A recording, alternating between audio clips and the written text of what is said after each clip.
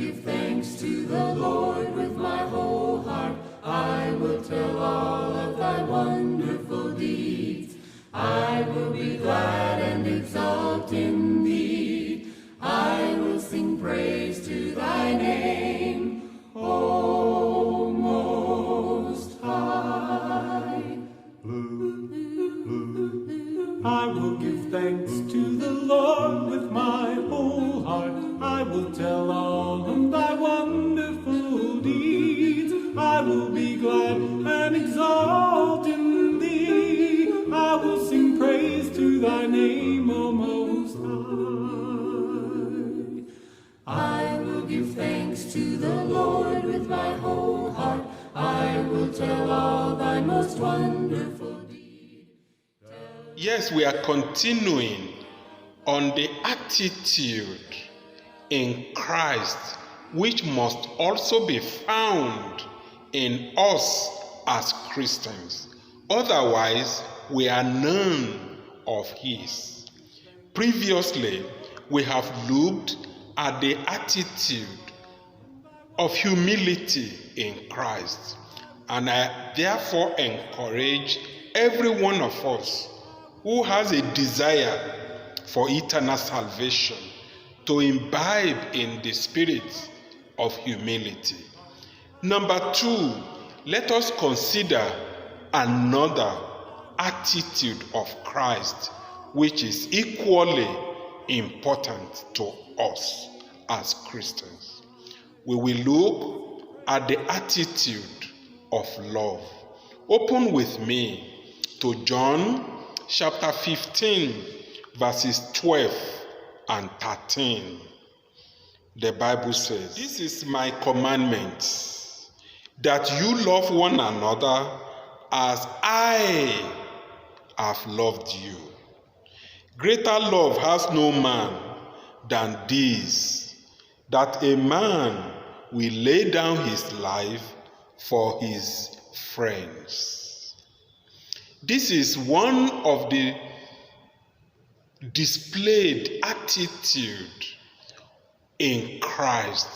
It was love that made him to lay down his glory, even though he was divine.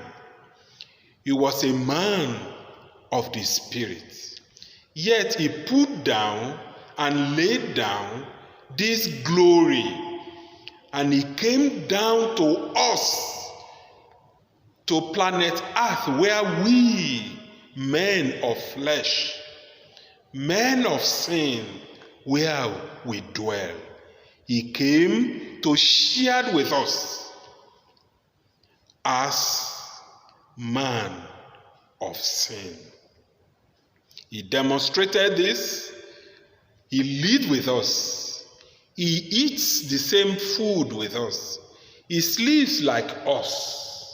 He feels the pain like us. He shared in our humanity, even though he is God. Likewise, in John chapter 13, from 34, he laid down a new commandment for us also. And he said, "A new commandment I give unto you, that you love one another as I, Christ, have loved you, that you also love one another. And by this shall all men know that you are my disciples, if you have this kind of love for one another." He himself is an epitome, a personification of love. Therefore, the kind of love we can see or we have seen in him, this same kind of love we must show and demonstrate between us and our fellow neighbors and fellow brothers and sisters. Otherwise, if this attitude of the Spirit in Christ is not in us, then we cannot be one of his. Because he said it in verse 35, by this shall the world identify you as one of his. Quickly turn with me again to 1 John chapter 2, beginning from verse 7 to 11. And the Bible reads, Brethren, I write to you no new commandments, but an old commandment which you have heard from the beginning. The old commandment is the word which you have heard from the beginning. Again, a new commandment I write unto you, which thing is true in him and also in you. Because the darkness is past, and the true light now shines. Verse 9. He that saith he is in that light and hates his brother, he is in darkness, even unto this day. Verse 10. He that loves his brother abides in the light of God, and there is none occasion of stumbling in him. But he that hated his brother is in darkness, and walks in darkness, and knows not whether or whither he goes, because the darkness has blindfolded his eyes. Love is brought in a new fashion to Christians. The law of the old says, love your neighbor as yourself. But this new law, through Christ, did not limit the standard of our love to the measure of the kind of love we have for ourselves. No, we are no longer going to be the yardstick of the love we will show. But Jesus Christ will be the hallmark. Jesus Christ will be the standard, the yardstick of the measure of the love of the New Testament. And it is only those that are dwelling in the spirit of this kind of love, which was also in Christ, these ones will be one of his. And this kind of love is described in the Holy Scriptures as the agape kind of love. In 1 Thessalonians chapter 4, verse 9, the Bible says, 1 Thessalonians chapter 4, verse 9, but as touching brotherly love, ye need not that I write unto you, for you yourself are taught of God to love one another. What kind? The agape kind. What standard? The standard of the measure of the fullness of Christ. The love that made him to make himself of no reputation among us.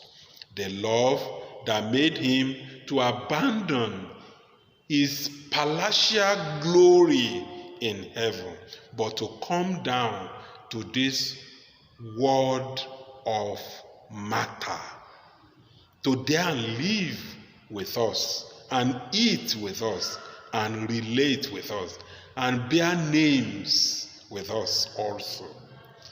The love that made him to go to the cross. I used to say, it was not the nails, neither the spear thrusted to his side that killed him at the cross. It was the love he shared for you and for me that made him to die on the cross. And this love, he laid it down. The garment of this kind of love, we must put it on also as children of light.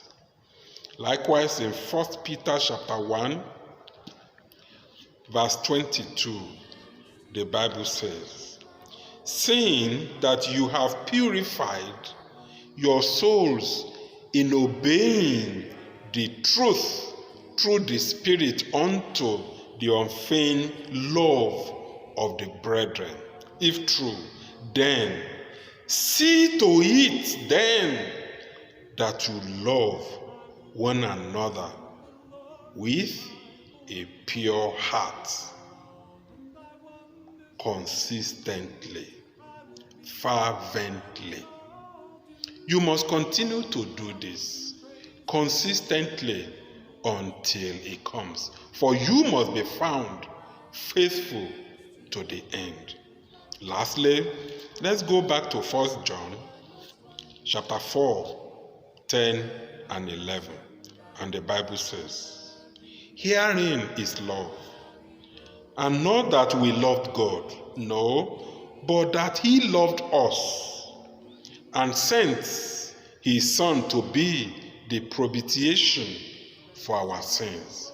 Beloved, if God so loved us, therefore, we ought also to love one another."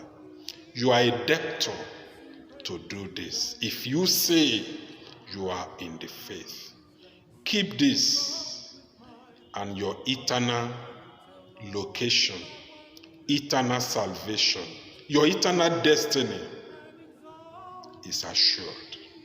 I will sing praise to thy name, O Most High. I will sing praise to thy